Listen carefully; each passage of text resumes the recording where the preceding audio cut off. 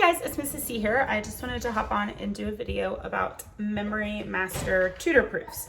I had several people ask me about those and just what that looks like, and I know that I was so nervous for the very first one that I did because you don't want to be the reason that these kids who have worked so hard like mess up or forget something, and you want to make sure you're doing everything correct, asking the correct way so that they can be successful.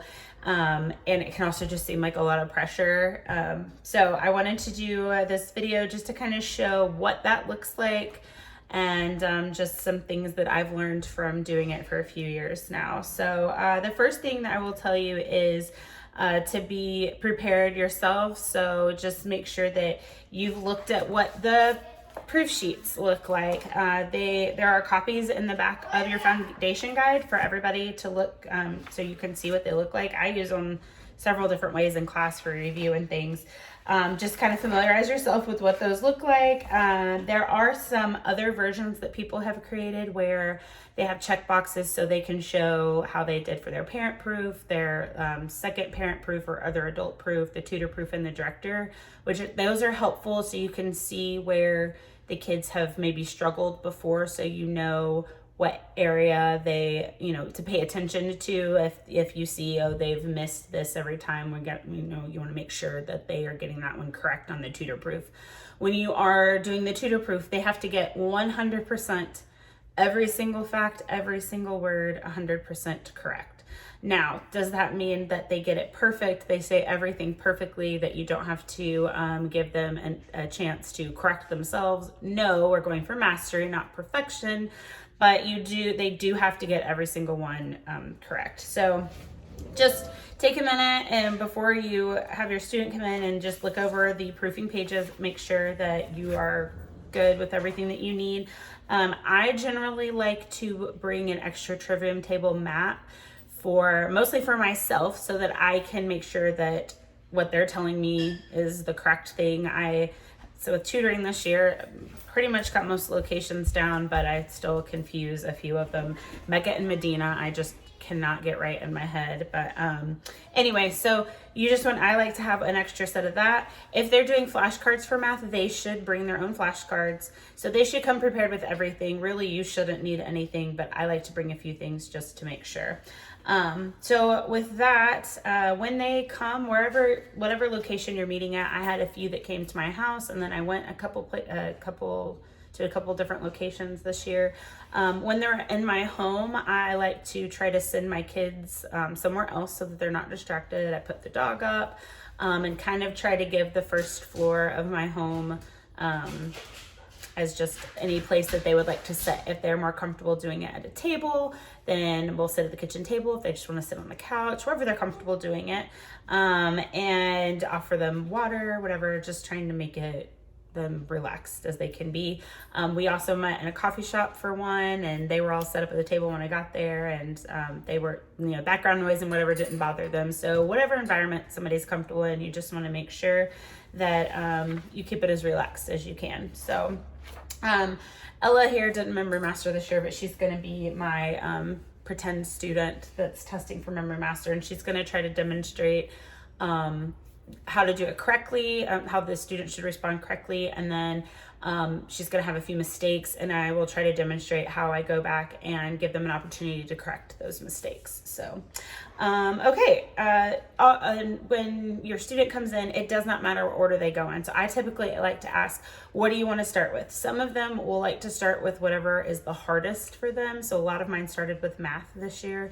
Some of them like to save that one to the end, and they want to get everything out of their head that they already know, and then just have the hardest one to the end. Some like to do it in the middle. When they start, they don't have to do them in order. So if they want to start and do the 14s first because they're like, I just need to get these out and say them, then they can do the 14s. If they want to do the list of prepositions, then go do math. They can go whatever order they want to. So don't feel like you have to go start with week 1 and work all the way through. Now, some of them will want to do that, but I just let them go in whatever order, and I just check off as we go and make sure that we have gone through everything. So because it's the first one in the guide, we're going to start with math. Okay, So I'll demonstrate, we'll try to demonstrate how to do a times table and then how to do the math that's not the times table. So usually I have my proofing sheets. This is where they are in the guide. This is on page 58 for cycle 1. I typically would have these copied off individually for a student. Again, they should bring those with them, but I always like to bring an extra just in case. And then I will have them kind of put together and on a clipboard so they can't see and I can be holding up. So what would you like to do? You just want to do the ones and demonstrate how to do the ones? Okay. So for students 10 and over with math, because I know this is kind of slightly different from, I think last year they changed it, but it's been different before. So 10 and up has always had to do the complete multiplication equation. So they have to say 1 times 1 equals 1 or 1 times 1 is 1. But they also have added in doing it with flashcards. These aren't the actual CC ones. I don't have them. I thought I did, and I have the addition ones. So if they're doing it by flashcard, they only have to do the entire set of flashcards because the commutative law states that A times B equals B times A, right? Is that what that states? It's the commutative law, right? Mm-hmm. Yeah. So it doesn't matter if it's 8 times 4 or 4 times 8. So if they do it with the flashcards, they will cover all of them and doing the whole flashcards. If they choose to not do the flashcards, they need to recite every single one for every single number. So, and that does take longer, but again, we want them to be successful. So, all right. So Ella, can you tell me the ones? 1 times 1 is 1. 1 times 2 is 2. 1 times 3 is 3. 1 times 4 is 4. 1 times 5 is 5. 1 times 6 is 6. 1 times 7 is 7. 1 times 8 is 8. 1 times 9 is 9. 1 times 10 is 10. 1 times 11 is 11. 1 times 12 is 12. 1 times 13 is 13. 1 times 14 is 14. 1 times 15 is 15. Excellent. All right. So again, you just let them go through the ones they usually fly through. You can allow them, and it's helpful, especially as they get in the higher numbers, to take a small piece of paper or a notebook, it doesn't have to be small, and write 1 through 15 on there just to help them keep track of where they are when they're saying them out loud. So especially when they get up into like the 11s and 12s, just to keep track of 11 times 1 is 11, 11 times 2 is 22, and help them keep track of where they are. That is fine to do. If they were to mess up on one, so let's see, Ella, can you tell me the 7s? 7 times 1 is 7. 7 times 2 is 14. 7 times 3 is 20. 7 times... I can't do it like that. That's okay. I'm going to have you back up for me. Okay, so you said 7 times 2 is 14, and then 7 times 3 is... 20. That's what I said. Yeah. It's 21. 21, yeah. So if they miss one, you can, if they're really on a roll and they're saying them, you can let them finish, and then you just want to go back and say, I'm sorry, I think I missed. What did you say 7 times 3 was? And they'll say 7 times 3 is, and hopefully they correct themselves. If not, what I like to do is I like to put a circle around that one, and then I will come back to it later. And a lot of times they will self-correct. If they don't get it immediately, that's okay. Sometimes their brains are just going so fast and their mouth is not matching up with what's going on in their brain. But you can just come back to it. And again, if they're really going, I just let them go. And once they get done to the end, I'll go back and ask them. And again, 99% of the time they self-correct. So that's what the times tables looks like. If they're doing it through the flashcards, these are all in order. They would typically be out of order, and the number is on the back. The answer is on the back of the flashcard. So you should be able to just hold one up, and they'll tell you, and you have the answer. You don't have to know really what's on the back, and they don't have to say the equation when it's on the flashcard. They just have to give you the answer. So, Anyway, so that's math. For the other parts of math, you just read the headers. Again, they're on the Memory Master sheets. So I would say, Ella, can you tell me teaspoons and tablespoons? 3 teaspoons equals 1 tablespoon. 5 tablespoons equals 5. No. All right. How many tablespoons is 1 fluid ounce? I can't remember. 2. Yeah, 2 tablespoons is 1 fluid ounce. So if they don't get it correctly, again, give them a chance to self-correct. Remind them that they're welcome to sing. So if they have a song, because some of them might not realize that they're allowed to sing for math when there aren't songs, but if they have a song, they're allowed to sing it, whatever they need to do. When you're doing the laws, you just say, tell me the commutative law. And then they will say the commutative law for addition states or the commutative law for multiplication states. You do want them to say those headings. So now for the areas,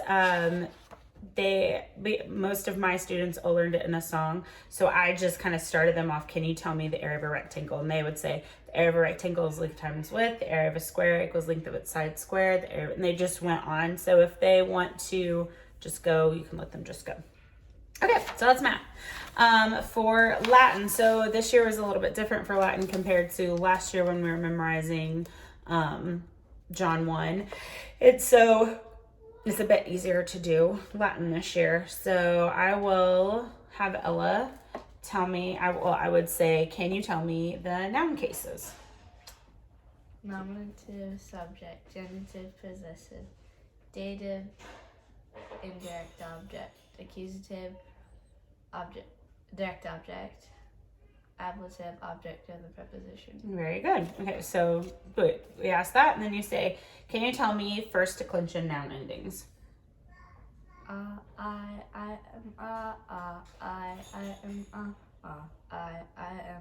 singular first declension. So I. Mm-hmm. I is us is. I is us is.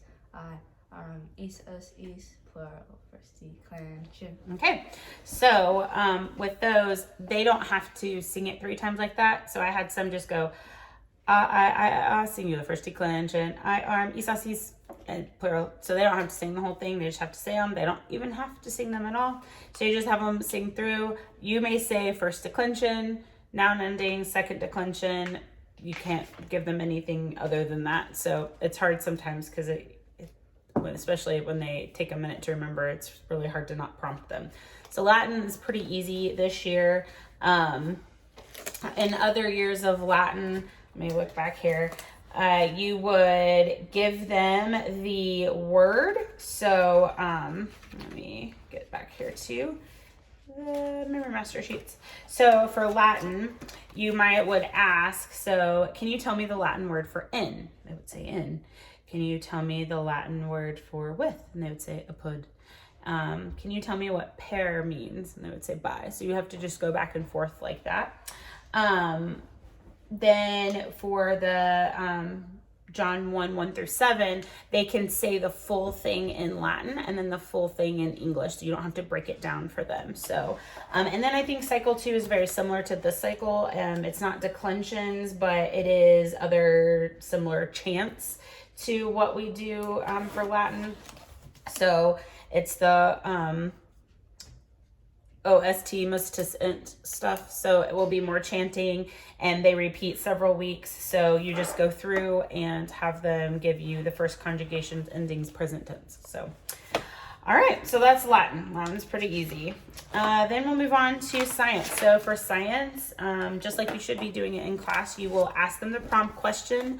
They will respond in the form of a sentence. If they don't respond in the form of the sentence, I don't immediately mark it wrong or anything. And I will, if they get all of them, usually I'll be like, oh, that's good. Just don't forget to say it in a sentence for me. So, so Ella, what are the classifications of living things? The classifications of living things are domain, kingdom, phylum, class, order, family, genus, species. Very good. So I just continue going through, ask them each one. If we got to one, so if I said, what are some parts of a volcano? Magma, vents, lava, crater. Okay, so don't forget to say it in a complete sentence. And why don't you go ahead and say those again for me? What are some parts of a volcano? Some parts of a volcano are magma vents, lava, crater, gases. Okay, so she initially didn't say it in a sentence and she missed one. So I just re-prompted her and let her try it again. So if she was to not have said gases again, I would have said, okay, you're missing one in that list. Do you want to try it again, or do you want to go to a different one and then come back to that one? Because again, by this point they really should know it, and if they don't know it, it's probably not going to come to them. But if they do know it, they are probably just getting ahead in their brain, or they're having a little stump in their brain, and so giving them a chance to come back and try again doesn't mean that they haven't mastered it. It's just giving their brain and their mouth a chance to reconnect and say what they need to. So for science, science is pretty easy. Again, you just read the prompt. They need to say it and say the list. They do not have to say them in order. So some of them have learned them in an order that, will be different from the guide. So that's why the checks are good. So you can check and make sure they've said all of them, especially when they're out of order. I know that especially this year with the 5 circles of latitude, a lot of mine did Arctic Circle, Antarctic Circle, Tropic of Cancer, Tropic of Capricorn, and then the equator, because those kind of paired up in their mind. So that was how they said them. So I just was able to check those as they went through. So that's science, and science is like that pretty much for every cycle. For English, so English this year we had lots of lists. With the list, it's okay to just prompt them and let them go. They don't have to be broken down week by week. And if they miss one, you can it's similar to how we'll show timeline in a minute, but you can prompt them by starting a few before that they didn't miss, before the one that they missed. So for the definitions, you would just say, can you tell me what a preposition is? A preposition relates a noun or a pronoun to another word. That's right, okay. And can you tell me the prepositions? About, above, across, after, against, along, amid, among, around. Sorry. Someone's walking their dog outside. Koopa. At, atop, before, behind. Below, beneath, beside, between, beyond, but by, concerning, down, during, except, for, from, in, inside, into, like, near, of, off, on, into, outside, over, past, regarding, since, through, throughout, to and toward, under, underneath, until, up, upon, with, within, and without. Very good. All right.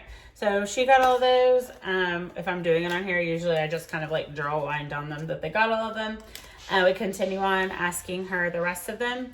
If they do miss one in the list, so like let's say that, because a lot of the students will say of or off, like it doesn't come out right. So we go back and say, okay, can you start back with in, inside, into? Like, near, of, off, on. And it's like, okay, you got it, you corrected it that time. Sometimes they're just going so fast that it doesn't come out correctly, and then you got to stop them and make them slow down. So that's English. English in other cycles is also very similar to this.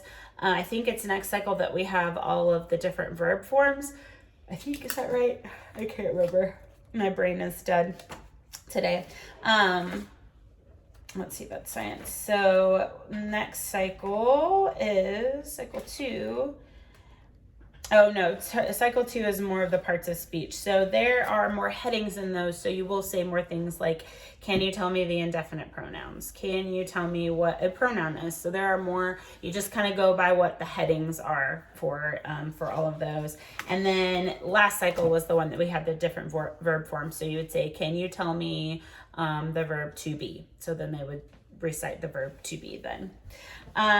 For timeline, most of the kids just want to start at the beginning and go.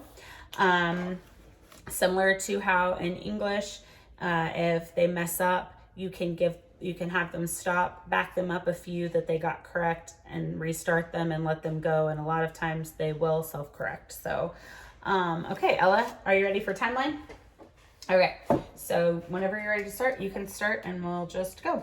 Creation and the fall, the flood and the Tower of Babel, Mesopotamia and Sumer, Egyptians, Indus River Valley Civilization, Minoans and Mycenaeans, 7 wonders of the ancient world, patriarchs of Israel, early Native Americans. I can't remember. Okay. Ella knows the timeline really well, and I was like, I'm gonna need you to mess it up so I can show people how we correct. And she was like, okay. Okay, so she skipped some. So I would say, okay, wait just a second. Let's see. Can you back up to Indus River Valley Civilization, Minoans and Mycenaeans? 7 wonders of the ancient world, patriarchs of Israel, Hittites and Canaanites, Cush, Assyrians. Yeah. So then they would just kind of correct. Now, if they can't get to that, then you can give them a minute to try it again, back up maybe even further, a few more. You can skip into a part, let them go to a part that they know better and start and let them go there. Because again, they don't have to do it 100% in, well, the timeline they have to do it in order, but they just need to get them all. So you might let them go ahead and finish up what they know and then back up again and try to restart them. Sometimes just getting their brain away from that mental block allows them to kind of disappear, and then they can go back and do it. Similar thing for the presidents, just let them start and go. Most all of them just fly through the timeline in the presidents. But occasionally you will have to go back because it repeats the song repeats so many times that even though they know it, they just kind of jump ahead. So okay, so I think we just have history and geography left. So for history is very self-explanatory. So if you just read the heading. So Ella, tell me about the Greek and Roman gods. Greek gods, Roman gods, who's Jupiter, Herod, Juno, Ares, Mars, Aphrodite, Venus, Hermes, Mercury, Athena, Poseidon, Neptune. Very good. Okay, so I would check that one off. She got that one. Tell me about Japan's Han period. Around 784, Japan's emperor moved to Heian, present-day Kyoto. The Heian period ended in the 12th century when civil war gave control to military commanders called shoguns.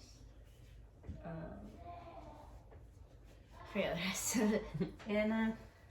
In the feudal system, where knights called samurai protected both the landowners.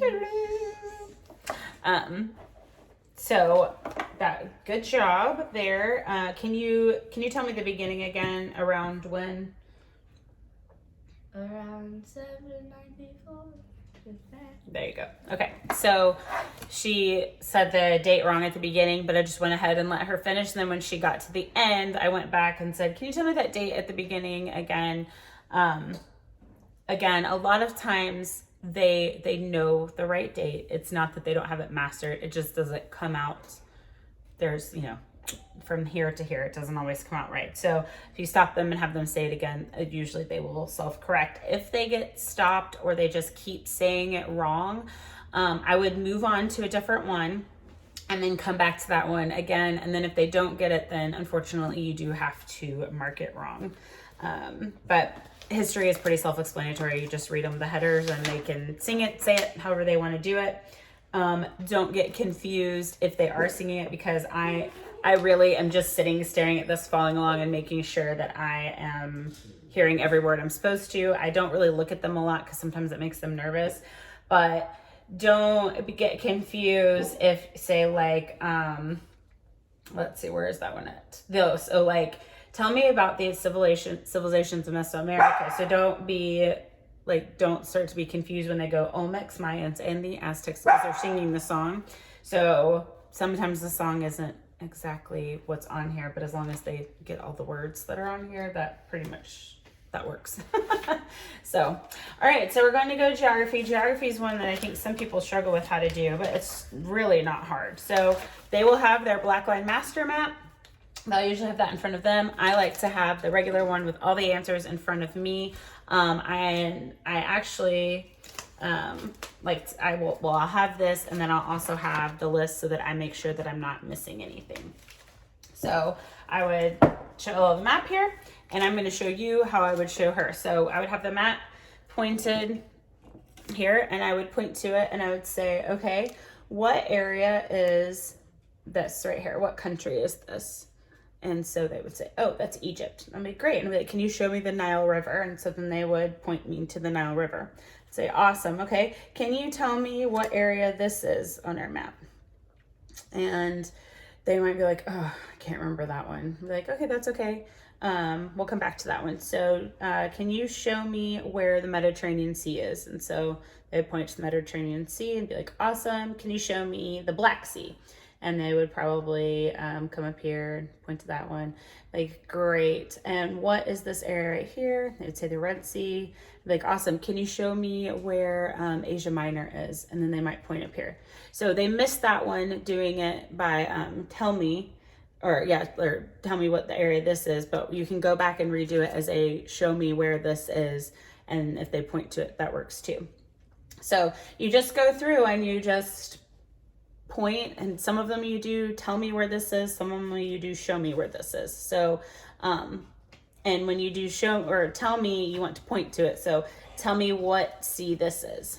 And so they would say the Caspian Sea, and then you would say show me where the Persian Gulf is, and then they would need to point to that for you. So you just kind of go back and forth in the weeks with it. Some of them know it really well, and they will just sit there and they'll say this is ancient Ghana, this area is ancient Mali, this is the Ivory Coast, this is the West Sahara, this is the Sahara, and they'll just go through and they will bang it out. Some of them want you to do show me, tell me, and I generally try to just work straight through the weeks as they are presented. I just typically go in order. If they want to go out of order, that is fine. Some of them wanted to just stay on the Africa map the whole time and get all the locations on that map and then go to the world map and do the whole thing. Some of them wanted to go in order week by week. So however they want to do it, I will try to acquiesce to anything they want. So anyway, so that is how Memory Master goes. I think that's pretty much everything. Again, if they miss a location, you can ask them again or ask them in a different way. So if they say, if you ask, like, say, you're down here and you say, show me where Judah is, and they point to Israel, then just kind of make a note of that to yourself and then go back and be like, can you tell me what this area is? And they usually will say Israel. So, don't allow them to have a chance to correct it. And you don't have to make a big deal about that they got it wrong. You can just go back and re-ask them again. So yeah, that's pretty much Memory Master. And this is a long video, I'm sorry, but it's a long time to do it. Most of them this year were able to finish in right around an hour. Some of them did it in less than an hour, which was amazing to watch. Math generally is the one that takes the longest, so just be prepared for that. And yeah, I think that's everything that I was going to tell you guys about it. Just be very encouraging, smiling. If they get something wrong, I try to act like that I misheard it or whatever. I don't want them to stress out about it. And again, 99% of the time at this point, by the time they get to the tutor proof, they know it or they don't know it. So if they know it, they will correct themselves. My very last one that I did, he was doing the compound prepositions, and he knew the whole list, but he kept missing out of, and he couldn't remember which one he was missing. And so we went and finished up English. We did something else, and we were coming back, and I was like, all right, this is our last one. And it was going to kill me that this one small little phrase was what was going to keep him from getting Memory Master. And I was like, all right, can you tell me the compound prepositions? And he sat there and he finally goes, out of. And we both just were like, yes! So thankful that he remembered out of. I told him, you'll never forget out of ever again. So give them plenty of chances. You want them to succeed, especially if you've been in class with these kids. You know that they know it. I've heard him say them a bazillion times in review, so I knew that he knew them.